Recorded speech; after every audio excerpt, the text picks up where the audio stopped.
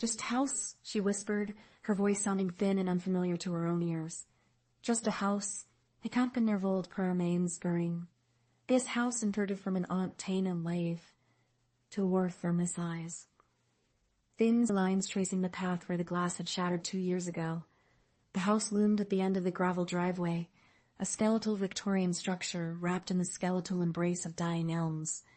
It was a place for hiding, a place for a Giffrington, as it backed in that pontent of a chanding, his prying, and a place at Cummel to Tom. The frames had drifted away, unable to look at the hollowed-out version of the woman they once knew. This house, inherited from an aunt she barely remembered, was her final retreat, a change to comma, the common and is Roman that bieni gasicate. Elena moved through the downstairs rooms, her footsteps echoing on the parquet floors. The furniture was draped in white sheets, ghostly mounds that looked like a congregation of silent witnesses. She pulled a sheet back from a grand piano in the parlor, the wood gleaming a deep, dark mahogany. She touched a key, but no sound came. The hammers were missing, or perhaps the strings had been cut. It was a hollow shell, much like herself for the only warmth. The walls were lined with leather-bound books, their spines cracked and faded. She sat in a high-backed chair, staring into the embers. The scratching followed her. It moved from the kitchen, through the dining room, and now it was behind the wainscoting to her left. Scrape there, she cried out, jumping back from the wall. The humming stopped instantly. The silence that followed was heavy, expectant, as if the house itself were holding its breath. "This isn't real," she whispered, her hands shaking. Elena woke at 3 a.m, the halter and the present against the floorboards. The outline of a hand, larger than hers, with long fingers the cairnings. She lay still, listening. The house was settling, the wood expanding and contracting. But there was a new sound now.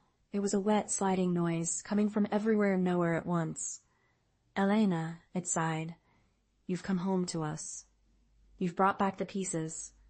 She scrambled to her feet and bolted for the door, her bare feet slapping against the floorboards. She didn't stop until she reached the downstairs hallway, huddling in the center of the rug, far from any wall. She stayed there until the sunbays of the distended paper. Suddenly a distinct shape formed under the surface. It was the outline of a hand slender than hers of the sometime James basis. The sun was bright, and the terrors of the night felt like the remnants of a fever dream. Elena drank 3 cups of black coffee, her eyes red-rimmed and burning. She decided she would leave, find a hotel in the village, and never look back. But when she tried the front door, it wouldn't budge. The lock turned, the bolt clicked, but the door remained sealed as if it were part of the frame itself. She tried the windows, but they were painted shut, the glass and hide the frames the payment and his wearings. The train did to the center of the kitchen, looking at the walls. Now that she was looking closely, she saw the faces. They were faint, mere impressions in the plaster and wood, eyes and mouths frozen in expressions of eternal grief. These were the ones who had come before her, the lost souls the manor had claimed. And now, the house wanted her music. It wanted the identity she had lost, the talent she had buried. It wanted together, as the opposites, its spirit to despend to the toll of this cost. The floorboards beneath the piano began to part, long like a promise. As Elena wandered the halls, searching for any exit, the voices began to take on the tones of people she had lost. She heard her mother's voice calling from the attic, sweet and smelling of lavender. She heard her old mentor, his voice gruff and demanding, telling her to sit at the piano and play. "You are nothing without the music, Elena," the mentor's voice echoed from the vents. But it didn't come from the piano. It came from the walls. The house was singing through her. The music filled the manor, a dark, complex symphony that defied the laws of harmony. Elena's hands moved with a speed and precision she had never possessed even at the height of her career. The filaments guided her, sinking into her skin, merging with her nerves and tendons. She could feel the house's history flowing into her, a torrent of memories that weren't her own. She was a passenger in her own skin. She looked down and saw that her fingers were beginning to lengthen, the skin turning the same pale, ivory color to the piano keys. Her fingernails were becoming ebony. She was being transformed, her physical identity being rewritten to serve the house's hunger for beauty. In the corners of the room, the shadows began to solidify.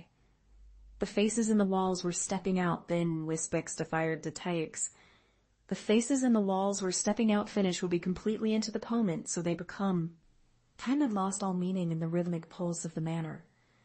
Elena's mind was a fragmenting mirror, reflecting 1,000 different versions of herself. She saw herself as a child, first touching a keyboard. She saw the fire of the crash, the orange flames licking the night sky. But these memories were being pulled away, filed into the archives of the house. She noticed that the room was changing. The walls were no longer coster and wood. They were coming translucent. She felt a spark of her old self, the woman who had survived the crash, the woman who was more than just a pair of hands. She stood up, the filaments snapping with a sound like breaking violin strings. The all of pure structural fury. The floorboards buckled, and the ceiling began to weep a thick black fluid.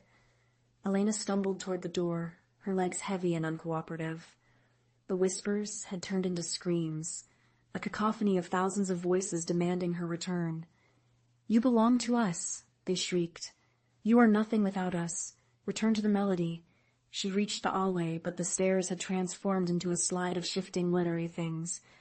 I was the identity the house had stolen, the perfect, hollow dupe. "I'd rather be broken and real than perfect and a puppet," Elena said, her voice cracking. She looked around the attic and spotted an old, heavy fire axe hanging on a pillar. It was rusted, but the edge still looked sharp. "Here you are perfect. Here you can play forever. Outside, you are just a broken thing." "A memory of a person, a puppet," Elena said, her voice cracking. She looked around the attic and spotted an old, heavy fire axe hanging on a pillar. It was bright said, but the edge still looked sharp. She lunged for the axe. The house screamed in itations. Dawn, place persuelve to the thigh eye. The fails Italian and Eltontism stay. Elena felt herself falling, the floor beneath her disintegrating into dust. She closed her eyes, expecting the end. But instead of the cold embrace of death, she felt the bite of the night air. She hit the ground hard, the scent of wet grass and cold earth filling her lungs. She opened her eyes and looked up. Blackwood Manor was gone. Excusing her broken reality over its perfect illusion, she had broken its power. She stood up, her body aching, and walked toward her car. It was still there, sitting on the overgrown driveway, a mundane object in a world that finally felt real again. She got inside and started the engine. As she drove away, she looked in the rearview mirror. For a second, she thought she saw a figure standing among the ruins,